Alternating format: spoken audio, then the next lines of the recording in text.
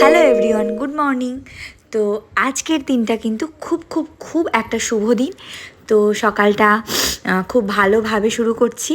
তো টিমটিম এখানে উঠে গেছে আর সঙ্গে সঙ্গে সুমনকেও তোলার চেষ্টা করছে, যেটা ও করেই থাকে। ঘুম থেকে ওঠার পরে ওর বাবার মানে বিরক্ত করে ছাড়ে। আর তার সঙ্গে আমিও একটু ছিলাম পাশে, যে বলছি পাপাকে তোল, কারণ চা খেয়ে ওর বেরোতে হবে একটু বাজারে। কারণ সকাল সকাল আজকে রথের দিন বলে কথা, সব কিছু তো স্পেশাল অনেক কাজ আছে, তো সেগুলো করার জন্য তাড়াতাড়ি উঠতে হয়েছে। আর টিমটিমও আজকে তাড়াতাড়ি উঠে পড়েছে, ওকেও আমার ডাকা লাগেনি। আর ওঠার পরে পাপাকে একটু ডেকে ডেকে তারপরে একটুখানি ঝিমাচ্ছিল, ভাবছিল কিছু হয়তো। তো এই করে আমাদের সকালের শুরুটা হয়েছে। আর আজকে কিন্তু আমাদের সকালটা হচ্ছে 7টার সময়। তো দেখতে থাকো। আজকে হচ্ছে একটা স্পেশাল দিন। আর আমার সোনার এটা হচ্ছে দ্বিতীয় বছর। তো ভাবলাম যে একটু কিছু করা যাক ওর জন্য, কারণ স্মৃতিতে থাকবে।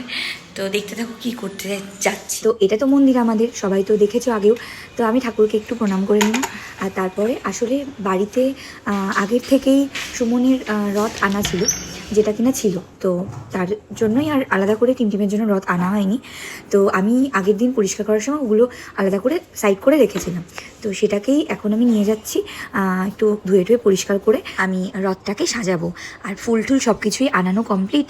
এবার শুধু রথটাকে ধুবো, তারপরে আমি স্নান টান করে এসে তারপরে আমি সাজানোর জন্য বসবো। এমন কোনো কিছু আমি বাদ দিতেই চাই না, যেটা আমার শোনার জন্য ছোটোবেলার থেকে ও বড় হলে আফসোস করে।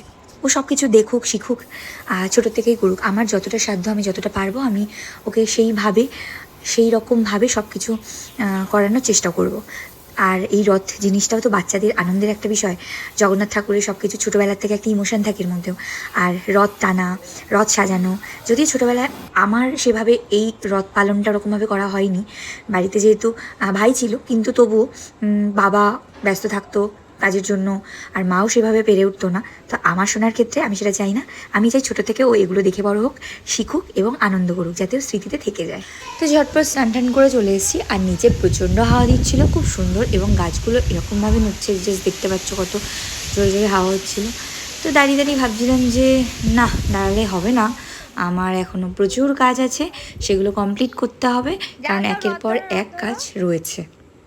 আর তার মধ্যে মা সোনাকে নিয়ে নিচে নেমে এসছে, আর ও খালি পায়ে দৌড়াতে গিয়ে ওর একটু পায়ে লেগেছে। কিন্তু ওই যে পায়ে লাগলেও কি, আমার দৌড়াতে হবেই। তো কিসে লেগেছে সেটা দেখলো, দেখে আবার দৌড়াচ্ছে।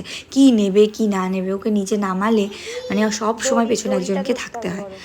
আর এই যে রথটাকে নিয়ে একটু টানা হেঁচড়া করছে, কারণ জানে না তো জিনিসটা কি, ও মনে করছে গাড়ি। তো দেখতে থাকো যে কি কি করি আর টিম কি কি করছে।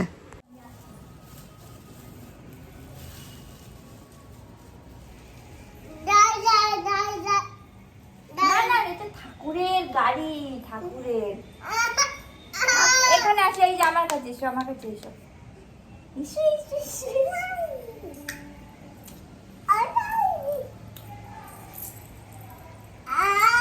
সোনা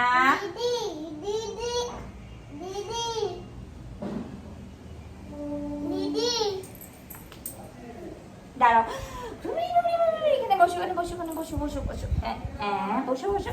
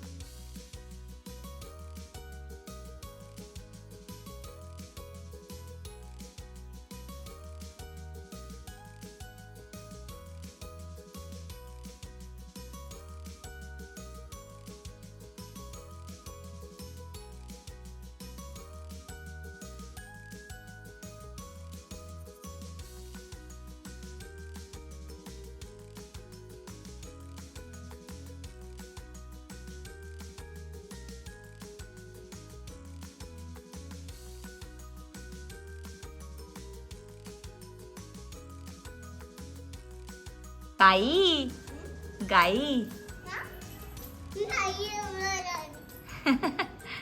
পাতা পড়েছিল বা দেখো পাতাটা আবার তুলে দিল ওর মধ্যে। তো তারপর আমার অবশেষে রথ সাজানো কমপ্লিট। আর মাঝখানে আমি সোনাকে নিয়েও চলে গেছিলাম উপরে একটু ওকে রেডি করানোর জন্য। তো এই যে টিম তো রেডি। আর তারপরেই ওকে নিচে নিয়ে চলে এসেছি। আর সঙ্গে সঙ্গে প্রসাদ ঠাকুরকে দেবো কি, ও আগে খেয়ে নিয়েছে, কারণ ও তো নিজেই গোপাল। তো যাই হোক, খুব মজা। আর এখানে এই যে আমাদের জগন্নাথ, বলরাম আর সুভদ্রা, তো ঠাকুর সব রেডি পুজোর জন্য। ছোট্ট খাট্ট পুজো, কারণ আমার সোনাও ছোট, পুজোও ছোট।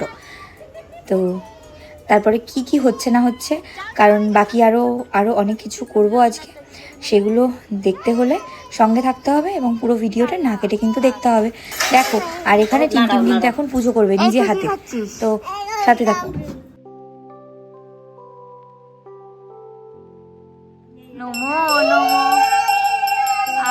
নমো নমো নমো। হ্যাঁ,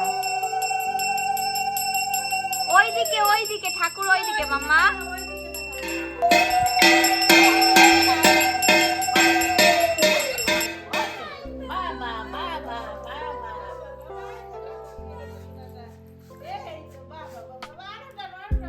নিয়ে যাও মাসির বাড়ি, নিয়ে যাও মাসির বাড়ি।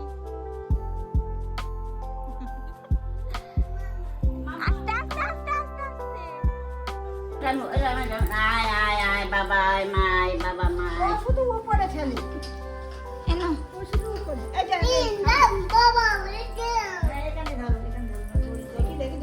আমার টিমের এই পুজোয় টিমের সঙ্গী ছিল তার কিরণ ঠাম্মি, দিম্মাম, বম্মা, সবাই। তার কাকে চাই, এখানে এসো।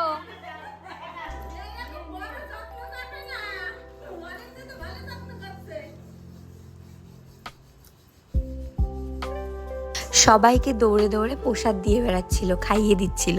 তো সেই সব নিয়েই কথা হচ্ছিল আর কি।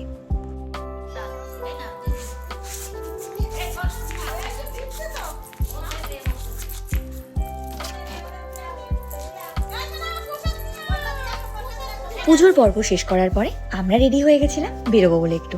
তো আমি লাস্টে বেরিয়েছি, আর মা, সুমন, সোনায় আগে ছিল।